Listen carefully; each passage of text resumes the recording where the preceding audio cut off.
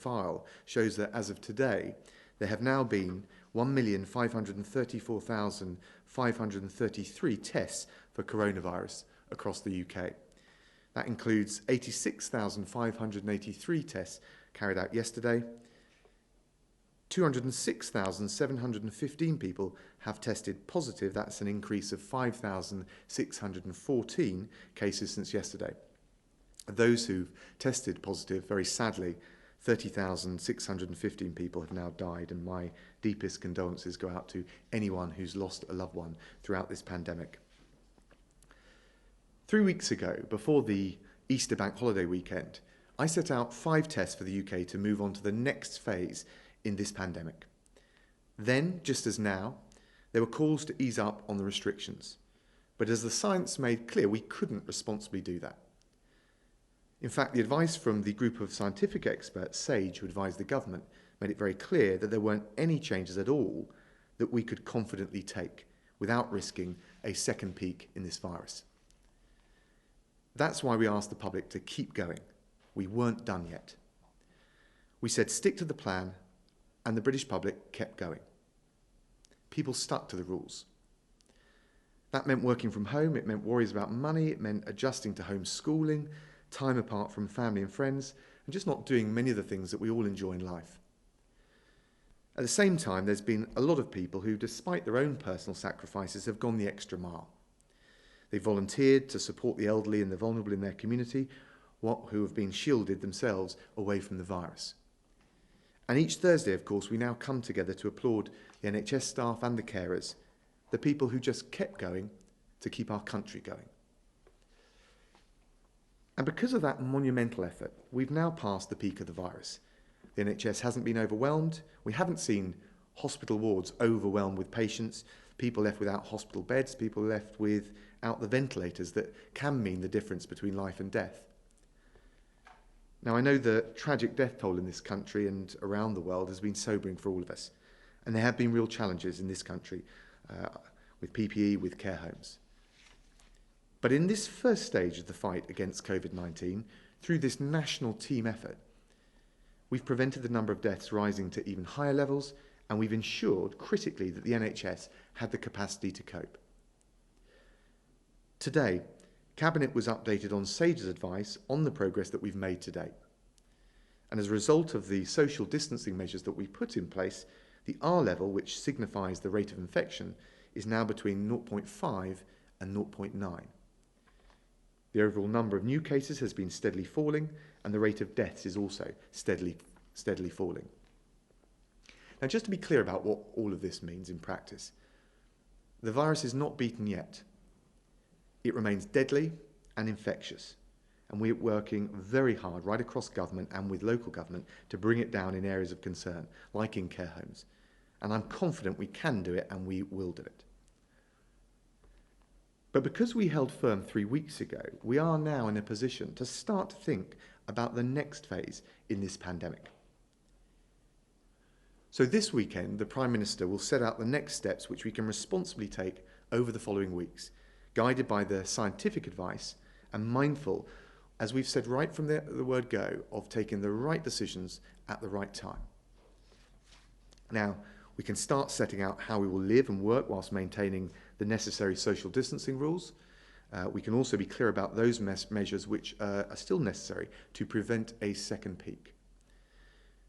The Prime Minister has been directing ministers and our teams of officials right across government to carefully develop a roadmap for the next phase. It contains appropriate measures to be taken at appropriate milestones, subject to very clear conditions. And there will be detailed guidance to help inform, advise and reassure the public, businesses and other organisations. To get this right, we have set milestones.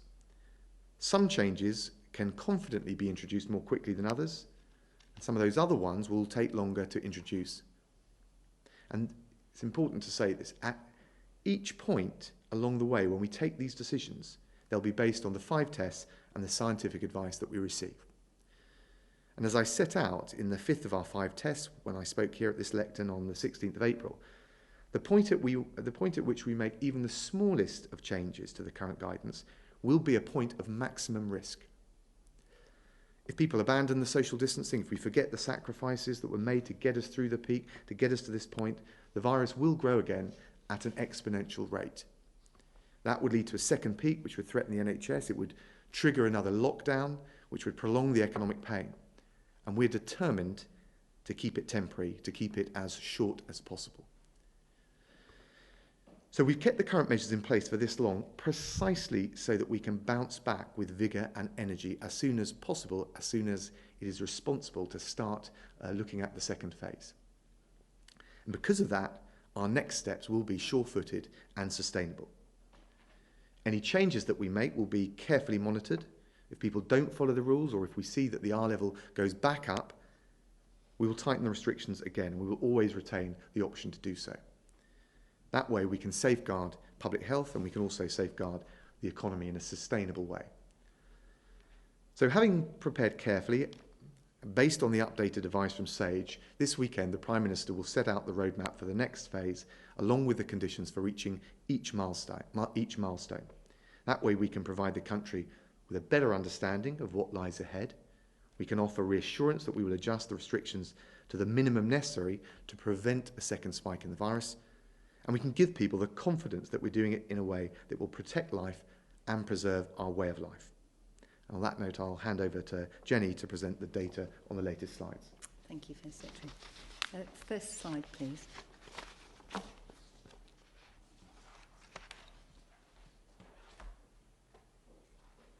Thank you. So this is just a very quick reminder of what we're all working to achieve and the 5 tests that the First Secretary has just mentioned for adjusting the lockdown. And the slides that I'll go through now show how we're progressing towards that.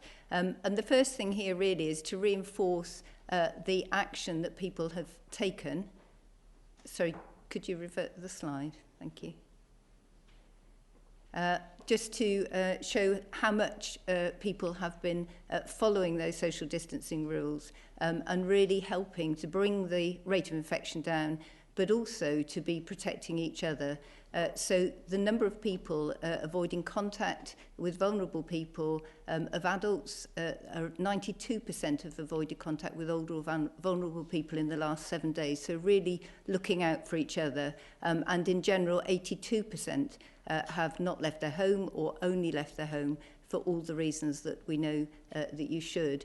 And that has reflected now in our much reduced R rate and the opportunities that we have going forward carefully to be adjusting the measures. I think the other interesting thing looking forward is 44% of adults in employment have now said they've been working from home at some time in the last week, significantly changed from the 12% for the same time last year. And that helps the social distancing, but I think it also perhaps helps people recognise other opportunities for how they can work in the future. Next slide, please. So here we see the daily tests, which have increased. So the tests yesterday, or rather up to 9 o'clock this morning, carried out were 86,500.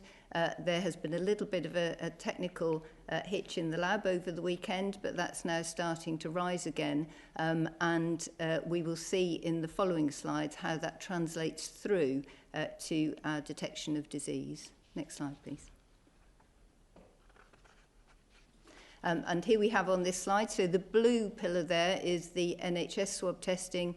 The rates of case detection are coming down. These are primarily within healthcare settings in hospitals, but the orange pillars on the top there represent the increased capacity and numbers of tests that are being carried out. And obviously, we hope overall that our case numbers will come down, but in this intervening period while testing is increasing, then we expect those orange pillars to grow. So we will have increased case detection, but we want to watch the blue pillars coming down as they are now. Next slide, please.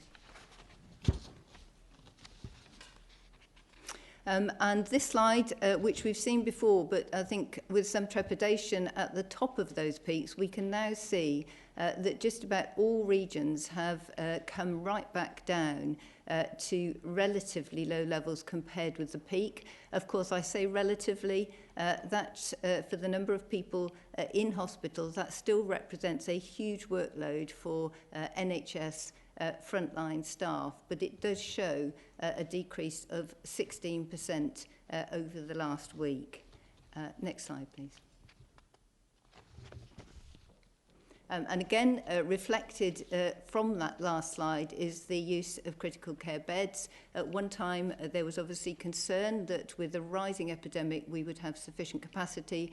There was a plan to manage that, and now less than a third of critical care beds are occupied by COVID-19 patients, and that's been decreasing right across the UK over the last 2 weeks. Next slide. And here we have the 7-day rolling average. Now, obviously, sitting behind this are recorded deaths, none of which we would wish to be there.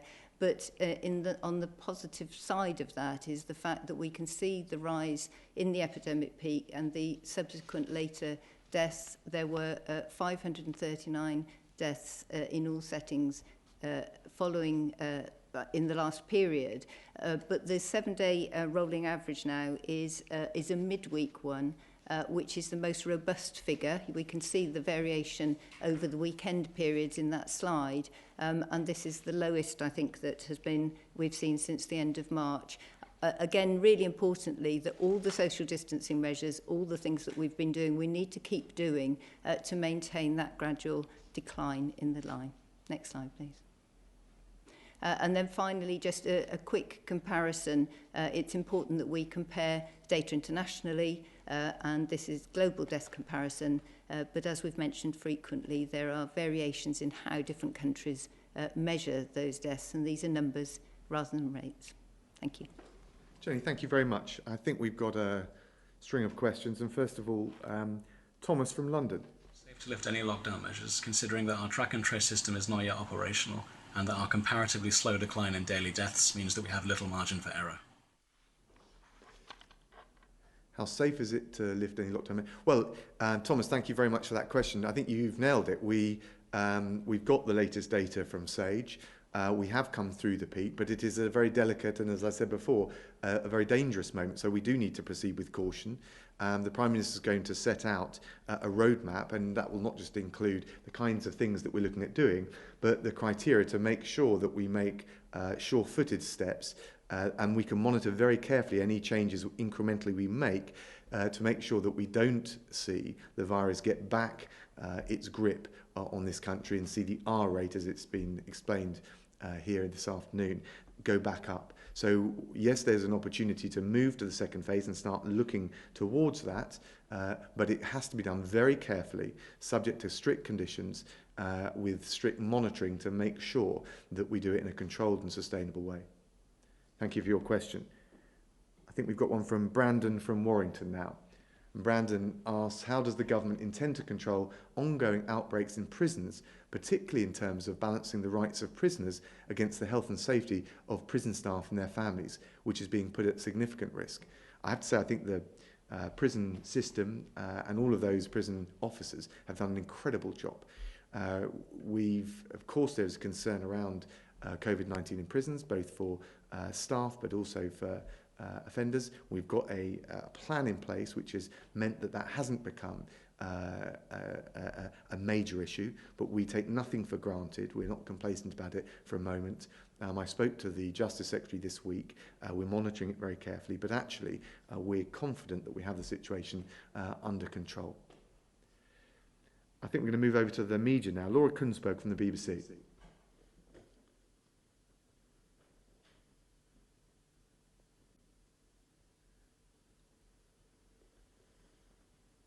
You're on mute, Laura. I don't know whether that's at your end or... That should be okay now. Can you hear me? Well done. Don't worry, that's not your quota of questions. Go on. Thank you very much. Can you just confirm on point of fact, are you renewing the restrictions today, as you have to do under the legislation? And Nicola Sturgeon has said it's potentially catastrophic to move away from the stay-at-home message. Given that the disease is still prevalent in many parts of the country, are you really sure that it is safe to lift any of the restrictions, however gradual rolling back the lockdown might be? And if I could ask Dr. Harries, you said that the R is somewhere between 0.5 and 0.9. Can you tell people exactly what the R level is in different parts of the country, given that it's such a key factor in how the decisions will be made? Thanks, Laura. Well, first of all, I think whether you're in London, Edinburgh, Cardiff or Belfast, as we enter another long bank holiday weekend, I think the message is very clear. Follow the guidance. To answer your question, there is no change today in the guidance or in the rules. But as I've also explained, the Prime Minister will set out a roadmap on Sunday. And of course, we are locked into the closest collaboration with the devolved administrations through COBRA, but also the Prime Minister spoke to the First Ministers today. He reiterated our commitment to continuing a UK-wide approach to tackling the pandemic, even if different parts may move at slightly different speeds. But I think the key thing is that those decisions are made based on the science and the circumstances for each nation. Ian, do you want to comment on the other point that was raised? The question that was asked is what is the R around the UK? And clearly there is some variation, and we are absolutely working with some fantastic estimates that are done by our modelling community. And I think the consensus is that it is below 1 everywhere, lowest probably in London, but certainly some variation across the different regions. Laura, would you like a follow-up question? Yeah, can I just on that point, is it possible to give us those exact numbers, but also just to you, Foreign Secretary, you stood there at that same lectern time after time and said that it would be wrong to talk about lifting any kind of restrictions because you might give people the wrong impression. Yet isn't that exactly what the government risks doing now, ahead of what looks like being a very sunny bank holiday weekend when many people are just desperate to get out? Well, first of all, I've said very clearly, and I'm very happy to say it again, that there's no change in the rules today. What the Prime Minister will do is set out on Sunday a roadmap that can look to the future and explain what steps will be taken at what moment in time, and critically, the evidence that will back it up. We've always said consistently from the outset, we've got to take the right decisions at the right moment in time, guided by the evidence. That is consistently what we've said from the outset, and that approach is continuing. Is there anything else you can say on the R? No, I think, I'm quite happy to produce them later, but we don't have them right in front of me now. Laura, thanks very much. Libby Weiner from the ITV. Yes, hello, Foreign Secretary. Thanks very much.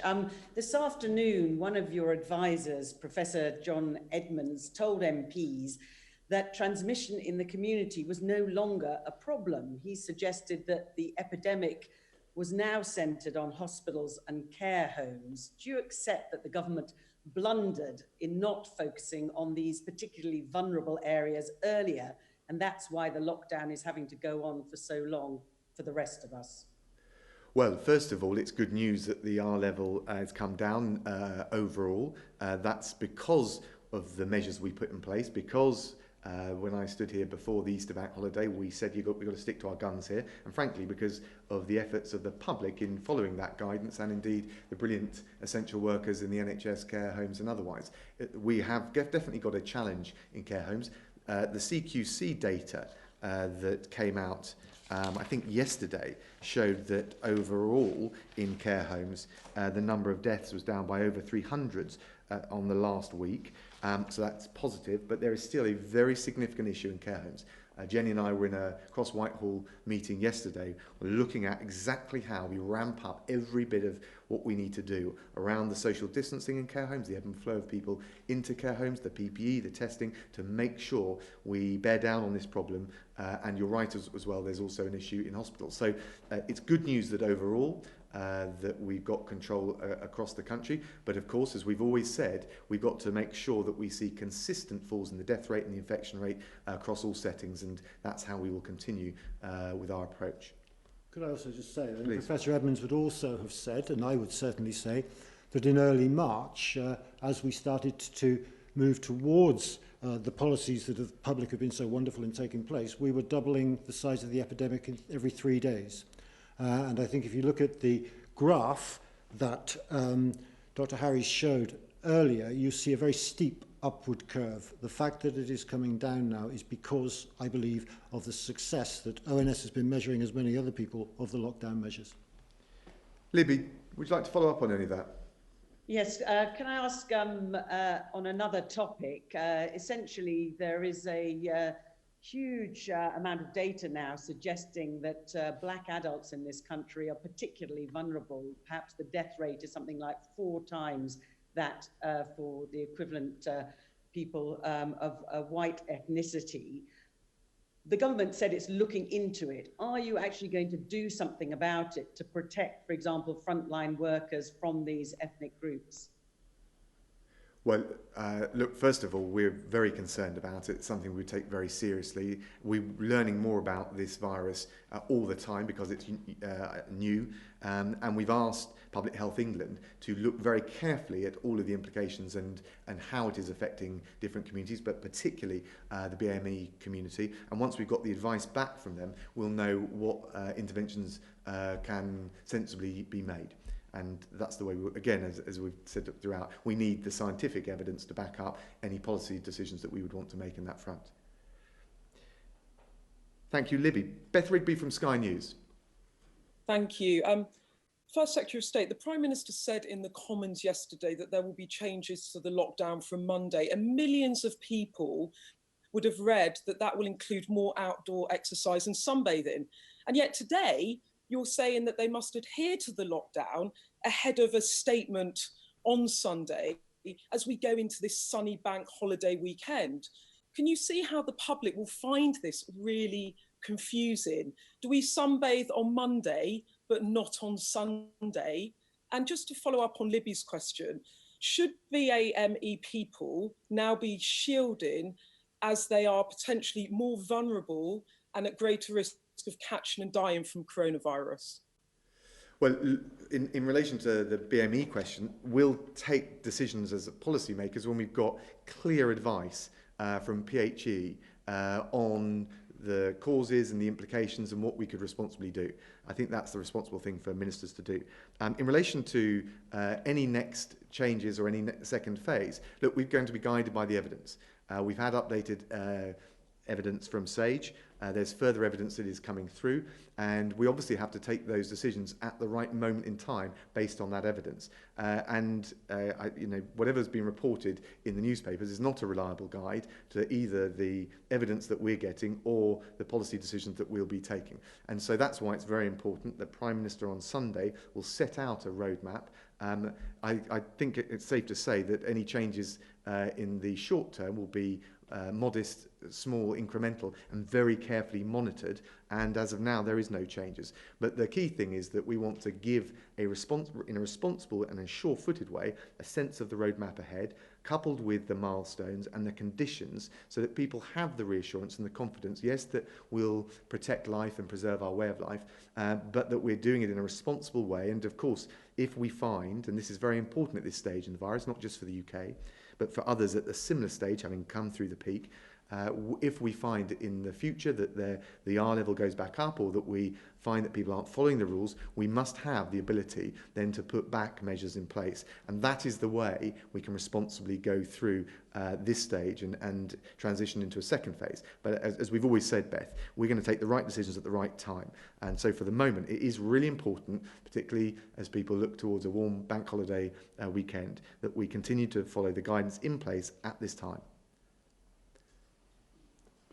Beth, did you want to come back with a... Yeah, just then, given that we're going into the bank holiday and you are formally rolling over the lockdown, isn't it unhelpful if the Prime Minister says on Wednesday that he wants to roll, that there might be changes on Monday, and then he doesn't turn up today to tell the British public what those changes might be ahead of the bank holiday? Well, sorry, Beth, that's simply just not the case. And I've set out what we're doing. We're explaining that the Prime Minister on Sunday, when we've compiled all the evidence, and we can do so in a responsible, sure-footed fashion, will set out the roadmap ahead. Any measures that will be taken next week will be relatively modest, incremental steps, carefully monitored, subject to all of the qualifications that we've already set. But we will set out a roadmap with milestones, maximum conditionality on that, so that we can make sure we take sure-footed steps. So I know people are desperate to know what he's going to say on Sunday, but I'm not going to jump the gun. We've always said we'll take the right decisions at the right moment. Thank you very much, Beth. Chris Smythe from The Times. Thank you. I draw out a couple of things. Firstly, temperature testing is not something we've done before because obviously it missed cases. It's not a panacea. But in places like South Korea, it's a regular part of being allowed into airports, workplaces, restaurants. And it's been reported that we're looking at here. So is that the next lesson that we're going to learn from Asia? And then following up from Libby's question, I mean, Professor Edmonds also said this afternoon there are about 20,000 new infections of coronavirus every day at the moment. And can I ask Sir Ian, he's obviously studying this, if he agrees, and if not, what his estimate is. And First Secretary, you put quite a wide estimate on R, and Professor Edmonds also said it was very much at the higher end of that, just below 1, and indeed higher than it was 2 weeks ago, largely because of what was happening in hospitals and care homes. So is that a concern, and how much is that delaying how much we can loosen restrictions? Chris, you managed to squeeze in 3 questions there, very craftily done. So in relation to the R, I mean, all I've done is articulate the R level and the range that was explained to us. In relation to any potential restrictions at the border coming into this country, those will be announced in due course in a sensible way.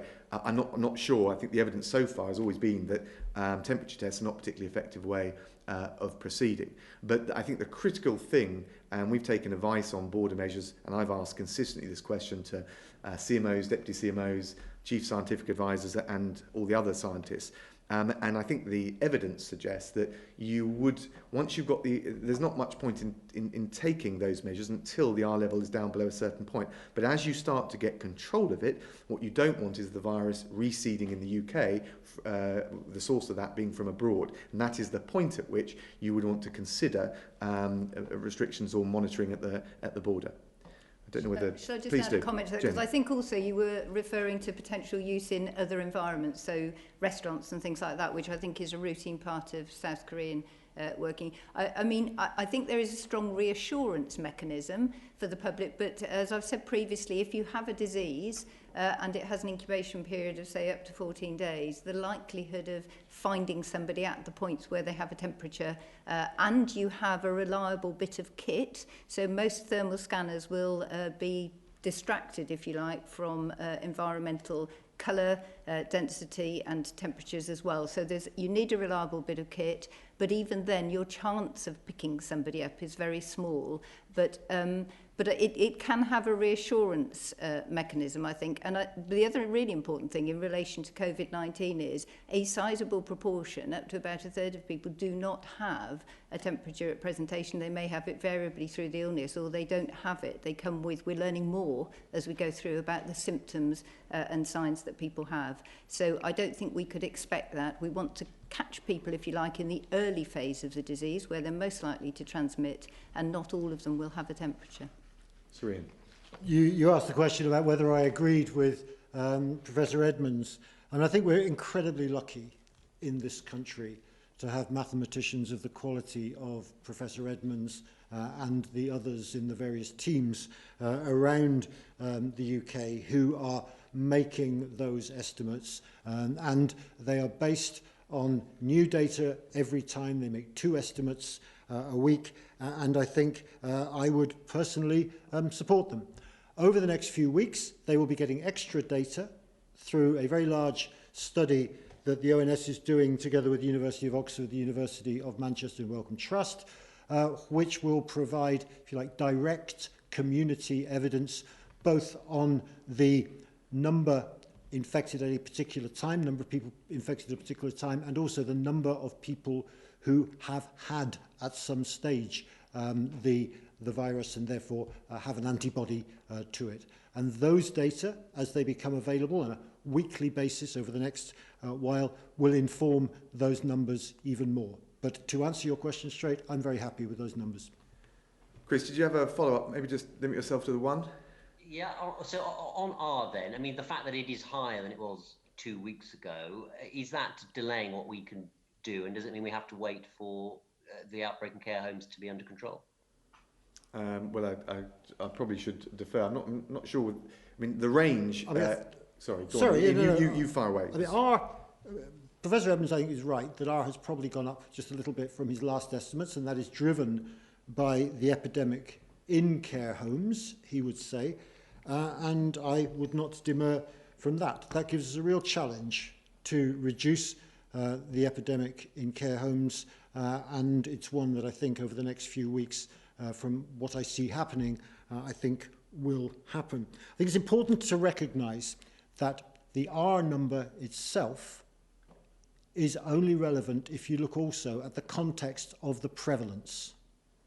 And I think we need to bring the two together properly to understand where we are. Let me just give you an example, and for Secretary, if you wouldn't mind me being technical for a minute. Please do. If you imagine a situation where we have the prevalence at 0.40s or even 0.50s, 1, so in other words, tiny, tiny numbers, and that is the same every week, then the R would be 1, because it's flatlining.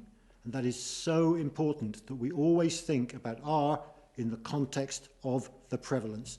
And that's why I think at the moment we need certainly to get on top of the epidemic in the care homes and in hospitals. I know, and Dr. Harries would be able to comment, there's an awful lot of work going on in those arenas. But I do think also that in the community we have things relatively low at the moment. So overall, the R level is down, but there's obviously clearly a challenge that remains in care homes, although, again, I just point to the CQC data, which shows that the number of deaths is down over 300 on this time last week. But the reality is our top focus is on the hospital infections and on the care home settings. We've got a very robust and rigorous plan to really drive down the infection rate in those two settings over the next month. And we're confident we can deliver on that. Jenny, I don't know if there's anything you'd add on. Well, just to reinforce what you're saying, I think, so there are a number of things that you can do to try and support care homes and support residents in them. And I think we need to focus equally, not just on the residents, but on the staff as well, because these are quite closed communities, if you like.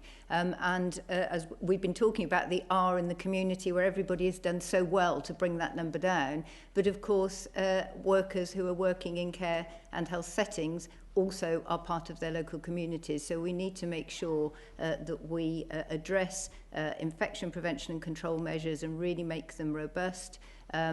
We test now. We have always been testing for outbreaks, but I think we're getting new information coming through about asymptomatic infection and how that particularly presents in the elderly. Excuse me, and of course those are the people who are probably most at risk. So using that new evidence, increased testing and increased focus, and also new support coming in from NHS England in terms of giving clinical support to our care homes, that I think that focus will be we've seen some positive signs already, and I'm sure that will continue. The single biggest challenge we've got in care homes is the ebb and flow of people in and out of them, particularly when they're not showing signs of having the virus. So at least that's something we can control and really focus on with laser-like precision, and that's what we'll do. Chris, thanks very much. Mesa Hall from The Express. Thank you, Foreign Secretary. To Dr. Harris, what's the latest medical thinking about the impact of warm weather on the virus?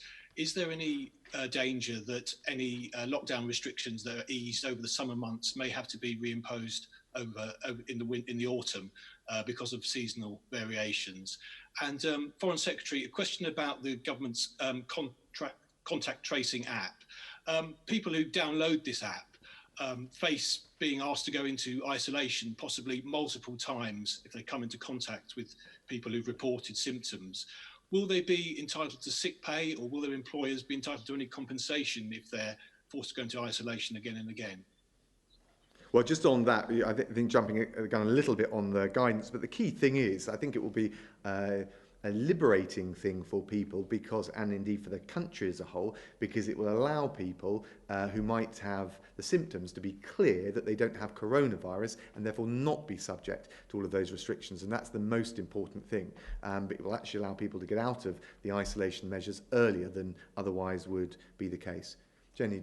Yeah, so picking up the issue about weather, I think obviously it's a new virus and we are still learning about it, and so I would like to leave the evidence base open a little bit. But when we first learned about it, of course, if we look at something like seasonal flu, there was a possibility that it might behave in the same way, and in that way we might imagine that in the warmer weather now we would see a decline.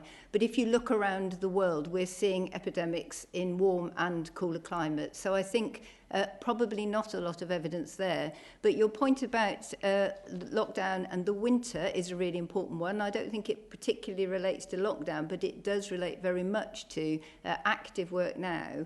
First in pushing, as we push and we're more successful in pushing that peak forward, which we've seen, we definitely don't want a second peak, and we don't want it in the winter because people will be suffering from other winter infections, so they will be increasingly debilitated. So all the work that's ongoing now, we must do safely, as the First Secretary has said, but equally it's probably a good place for me as a public health doctor to advertise, all go and get your flu jabs this year. Really, really important that people maintain their health and take every preventative measure that they can. Thanks, Jenny. Mesa, did you have any follow-ups there? No, that's fine, thank you. Brilliant, good to speak to you. Gemma Crew from PA, final question. Thank you and good afternoon. So we've heard about 20,000 people a day are still being affected. On Saturday, my colleague asked whether you know if where people are contracting the virus. And I believe you said you had the data, but not to hand.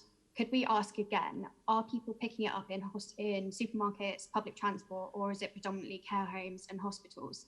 As surely this is quite a vital part of the lockdown easing decision-making process. Well, I'll let Ian and Jenny talk about the wider statistical picture, but as has already been explained, the evidence that's been provided to us is that overall we've got the rate of infection down across the country, and particularly in the community. The two areas where there are specific concerns are care homes and hospital infections, and we have a very clear concerted plan, covers everything from cohorting and the social distancing through to testing, and PPE. So we're not complacent for a moment in those two settings, but we do have a plan that we're delivering to bring it right down.